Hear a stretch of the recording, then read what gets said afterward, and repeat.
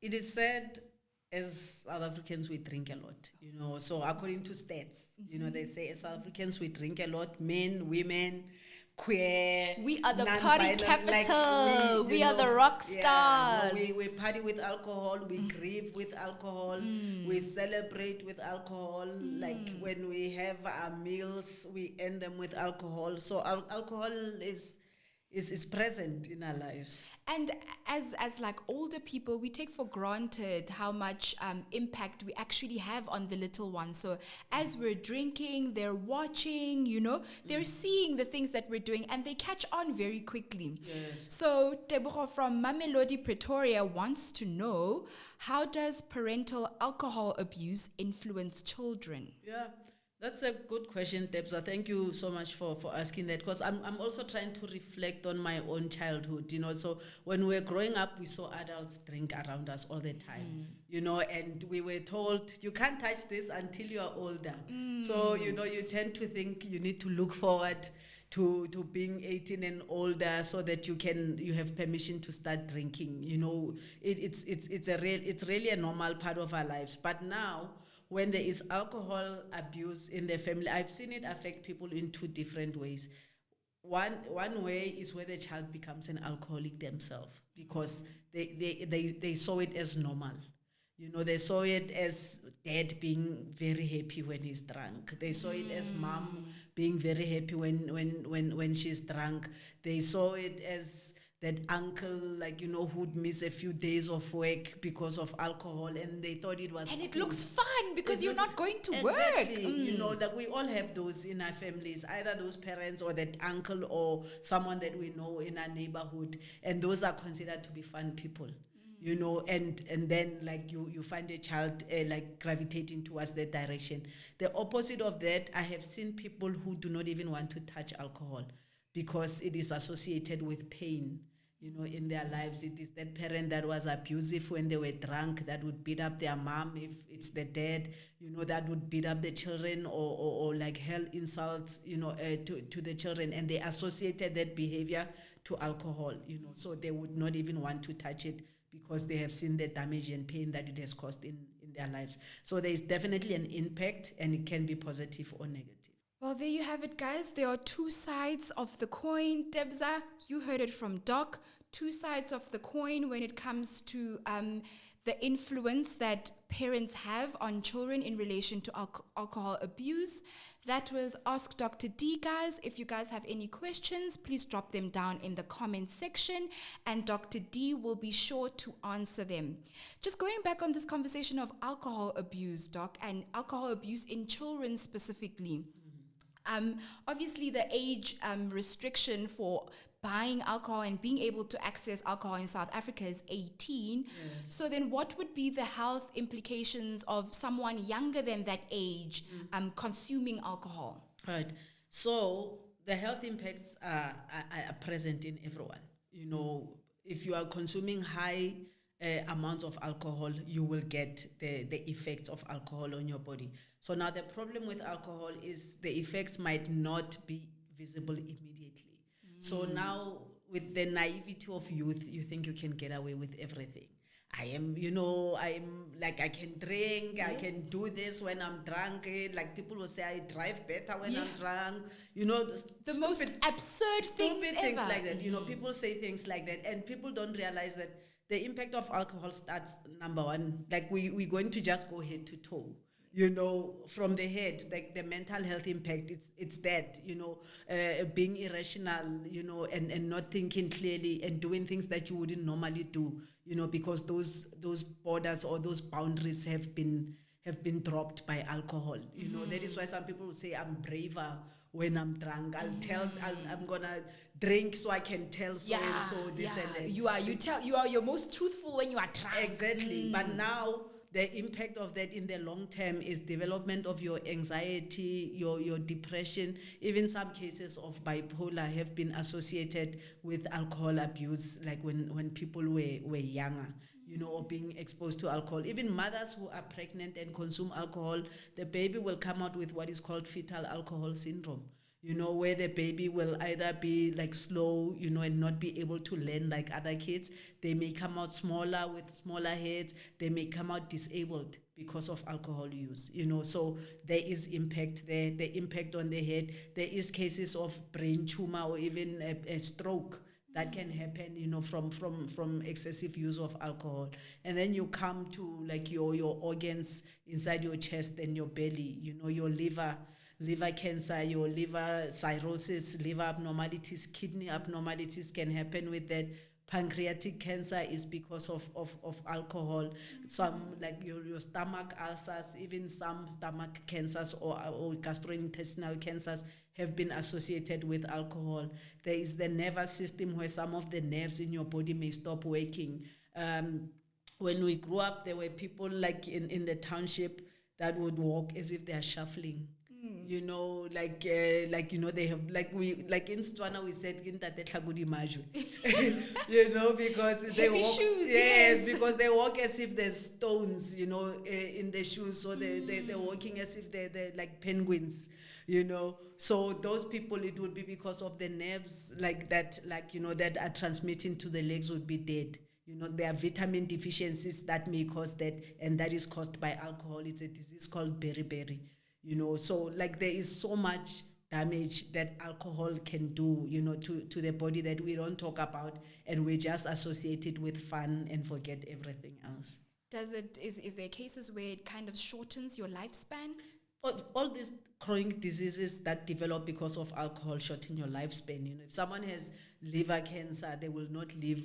We have ministers that we have lost because of liver abnormalities that have happened because of alcohol. There are people who have gone into a car accident because they were driving drunk. Many people do, that happens we have normalized it in our country that at the end of the festive season, we need to get a tally of how many people have died on our roads. Yes. And it is all alcohol. I mean, if you remember during the height of COVID, when we were on level 5 lockdown, the hospitals were celebrating that they are seeing less people coming in from traumatic incidents and accidents associated to alcohol, because our people could not access alcohol anymore. The country was, and they were raving, they were fighting over the fact that they couldn't access one of the alcohol. things that we were looking forward to as a country was the doors should be opened so that we can go drinking. And every time they were open, we would rush to these stores to get the alcohol. The queues were insane.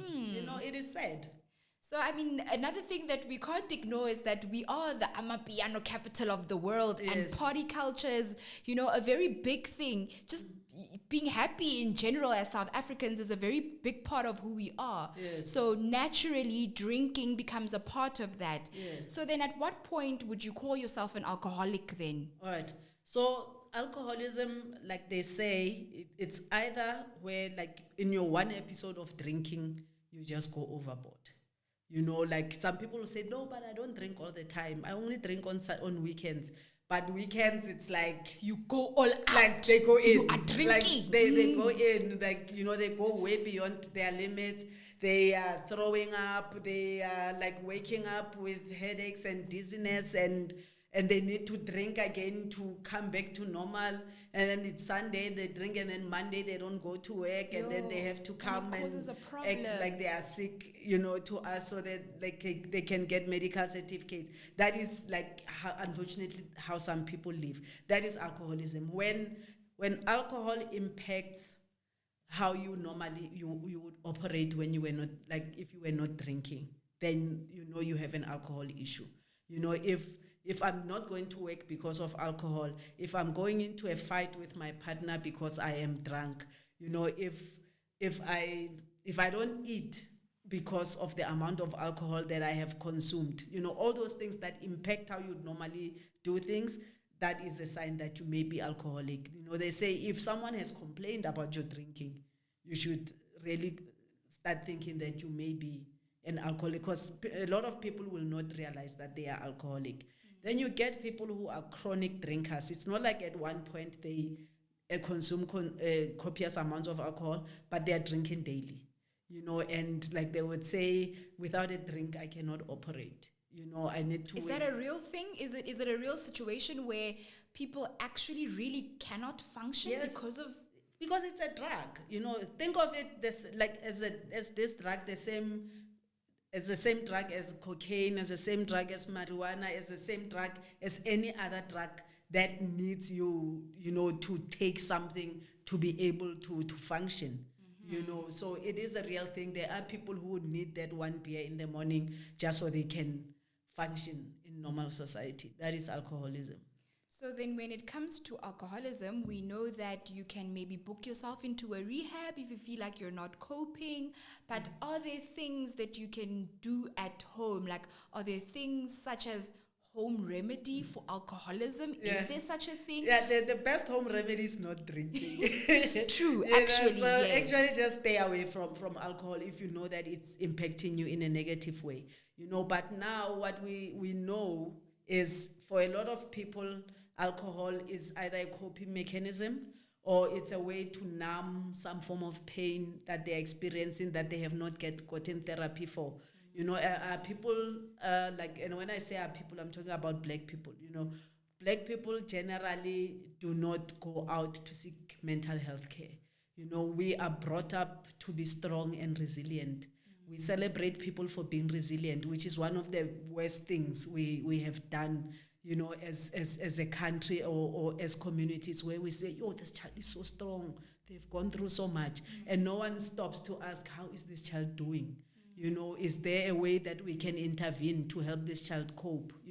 And a lot of these so-called strong children gravitate towards alcohol, towards drugs, towards irrational behavior, as a way of dealing with pain. So that is why rehab is so important, that when someone is an alcoholic, they need to be getting mental health care alongside the weaning of alcohol, because you do not take away that drug that helps them cope and not give them other coping, safer or healthier coping mechanisms. I've also heard in many cases, people will say that it's healthy for you to take a glass of wine, for example, with your meal, or to cook with wine. So what is a healthy way of drinking? Is there such a thing as a healthy way of drinking? Yeah. And are there drinks that are preferable over others that make them more healthier? Yeah.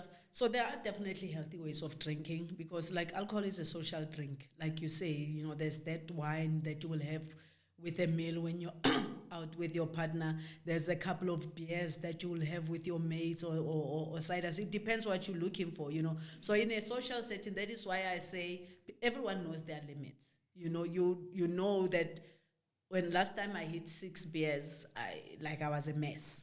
Yeah. So you should probably go less than that, and still be social and enjoy, the company of your friends.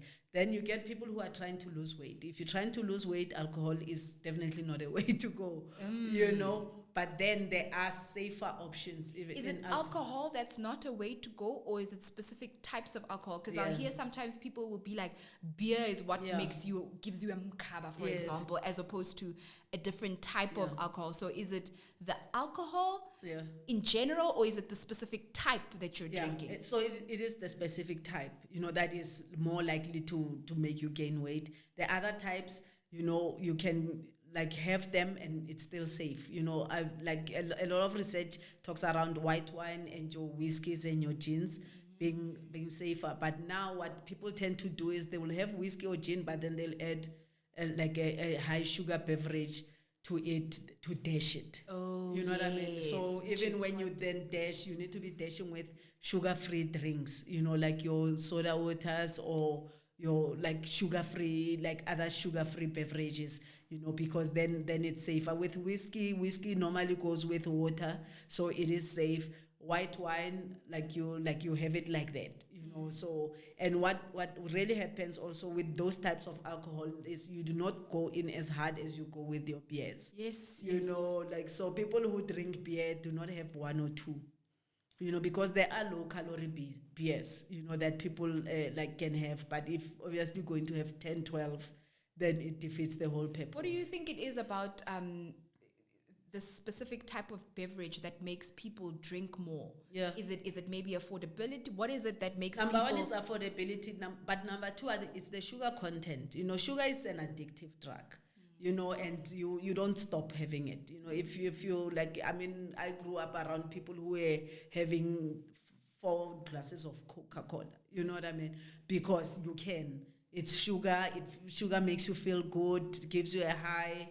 That's why I say sugar is as addictive as cocaine, and people get. And we take it for granted, actually, how much sugar does. Yeah, no, sugar, like you can keep having, but then. And it doesn't feel like something that's bad. That's the thing. Like I say, it's a feel-good drug, so people can just keep going with it. Doc, Yes. 2 days from now on Thursday is World Kidney Day. Yes. So I'm wanting to know, does alcohol also affect kidney? And if so, how does it do that? All right. So besides the direct damage to the kidneys, alcohol puts you at risk of chronic diseases, especially like hypertension and diabetes. And those diseases have kidney abnormalities as like a complication. So people who are diabetic, who are hypertensive, are more likely to develop kidney disease. And if they're using like alcohol, like that even makes things more likely, to happen.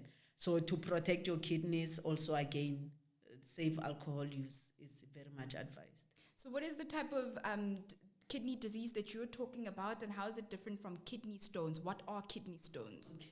So kidney stones are actually, they are stones, so it's like you can get gallstones, so it would be like a hard object that's like a stone that blocks the flow of urine or even blood from the kidneys.